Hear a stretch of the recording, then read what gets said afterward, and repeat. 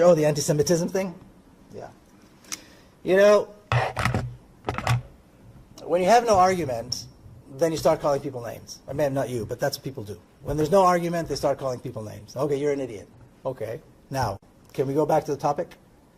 Can you explain to me why it's okay for an Israeli soldier to execute a Palestinian on the ground who never did anything wrong to begin with and should not have been shot to begin with? Explain this to me. You know, can you explain to me why Palestinians are denied water?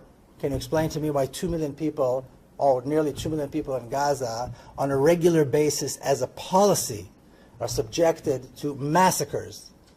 Massacre after massacre, where thousands of innocent civilians die, and the ones that don't die remain there without access to proper health care.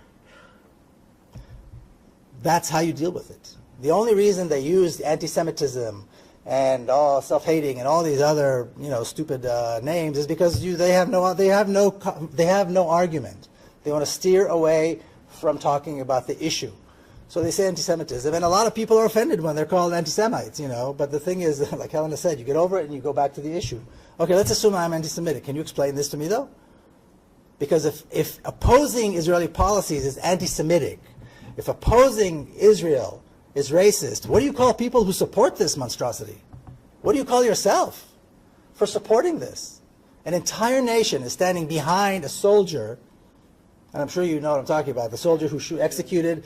And now, the guy that was on the ground never did anything. He did not attack. He is not a terrorist. He did not attack the soldiers. Not that I think that attacking soldiers is terrorism, but he was not a terrorist. He did nothing wrong. He was at the wrong place at the wrong time. He had his hands up, and he was shot to the ground.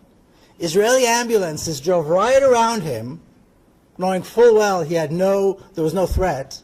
They're saying, oh, maybe he's got explosives. They knew that he didn't have explosives because he was checked. And I mean, he was just there. And then this young soldier shows up on the scene. He stops and speaks to an officer. It's very clear in the video. He hands this officer his helmet so his hands are free, walks up with his gun, shoots him in the head while the officer is looking. So he was either obeying an order or he had consent to do what he did. And he didn't think he was doing anything wrong. And most people don't in Israel. And he first asks, is the dog still alive? That somebody else is asking. Somebody else on the video is saying, oh, this dog is still alive. That's one of the paramedics. That's one of the paramedics saying, this dog is still alive. So that is the reality. So if opposing this is anti-Semitism, I'm perfectly fine with being anti-Semitic.